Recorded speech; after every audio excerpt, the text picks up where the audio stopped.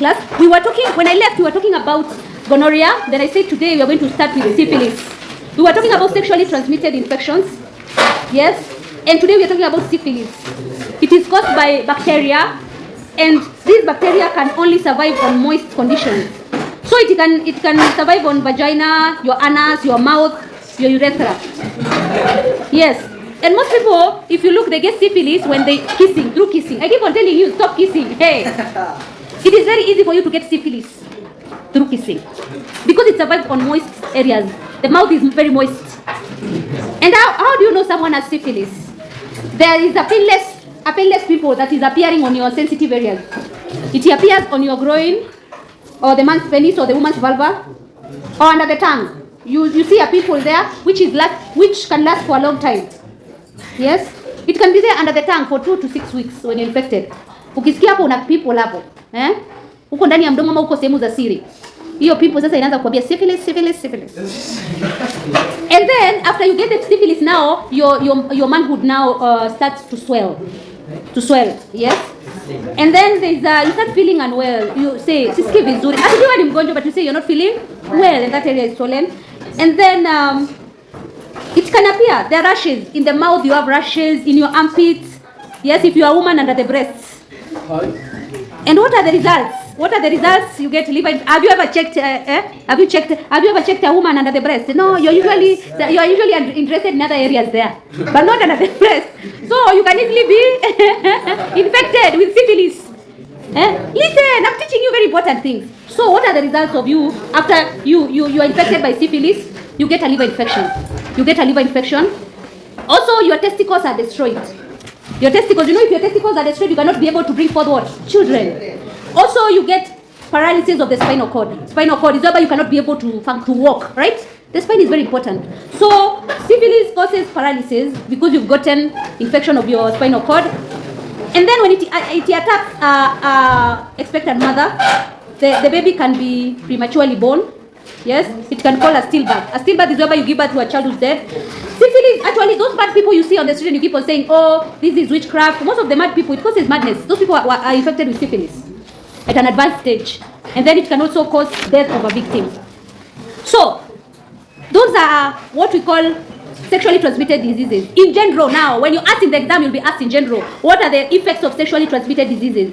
Number one, even the sexually transmitted diseases that I've not talked about, they cause sterility in both women and women, especially gonorrhea. You become sterile in that you cannot be able to bring forth children. It's because of gonorrhea. And then it also causes blindness. It also causes, I talked about the other time, ectopic pregnancy. This I was explaining as you were living, is the pregnancy whereby instead of the implantation taking place in the woman's womb, it takes place in the fallopian tubes. So the child cannot be what? Born. And ectopic pregnancy is fatal. You have to take someone to the hospital to be operated. It can easily cause death. It also causes, like gonorrhea causes arthritis. We talked about the syphilis causing destruction of your testicles, paralysis, miscarriage, madness, and death of a victim. So, how do you know someone has HIV/AIDS? Symptoms of HIV/AIDS: you have swollen glands. You can swell in the neck, or your armpits, or your groin. It is swollen.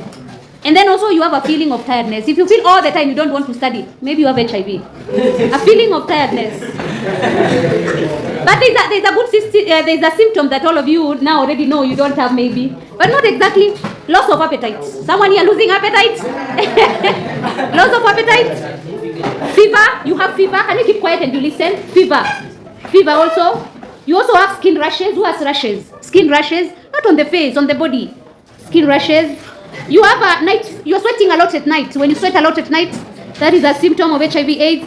You have diarrhea that lasts 1 to 2 weeks. Diarrhea lasts 2 or more weeks. Then you have skin diseases. You see people with skin diseases. That can be a symptom of HIV/AIDS. You have fungus in the mouth. Your mouth is smelly. You brush it. Yes. Then the smell doesn't go away because you have fungus there. Also, you have a prolonged cough.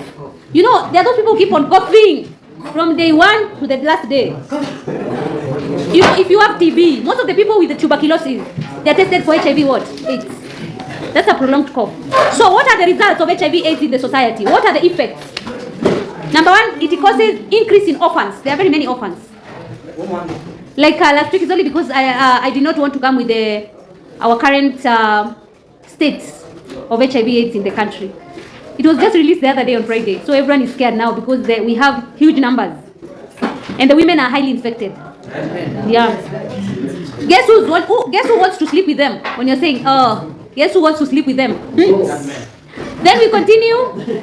There's also another effect of HIV/AIDS is burden of caring for the orphans. There's a burden. If someone has HIV/AIDS, you have to take care of them, so you feel that burden. Also, you have to spend a lot of money because increase of medical expenses. Also, it reduces the economic development. The way you are contributing to the economy of the country, because now you're sick, you have HIV, you cannot be able to work.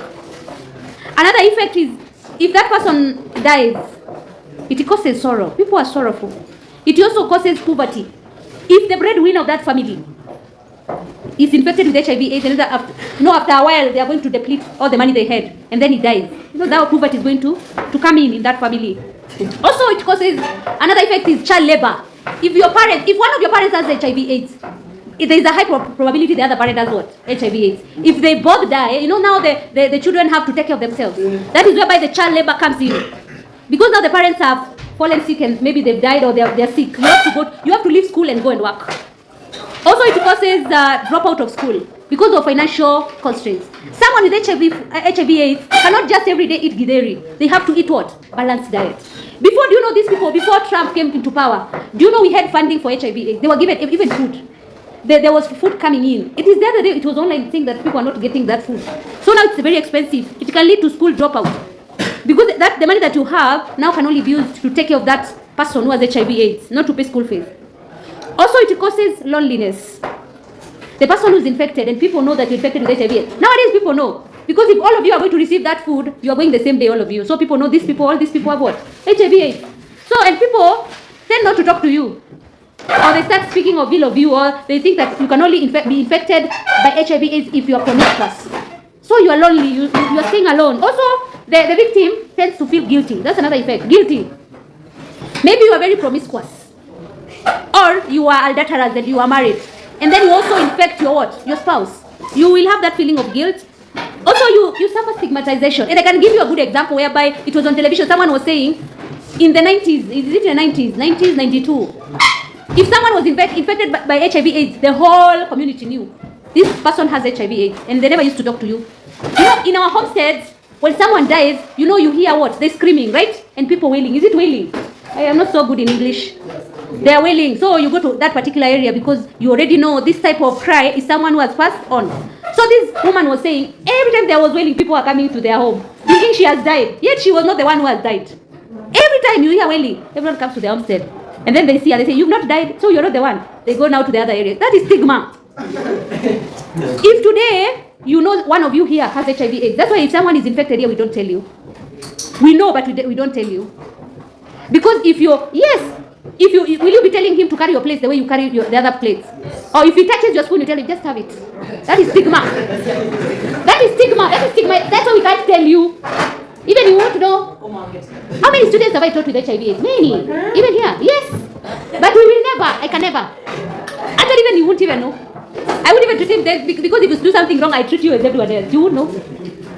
Yes. Which is good. So that person cannot feel alone. Also, they may be denied basic human rights. Yes. If you have HIV/AIDS, another effect is you might be denied the right to travel. There are countries you cannot travel with HIV/AIDS. You're tested in your country. Yes. Before you get a marriage certificate nowadays, the government needs what?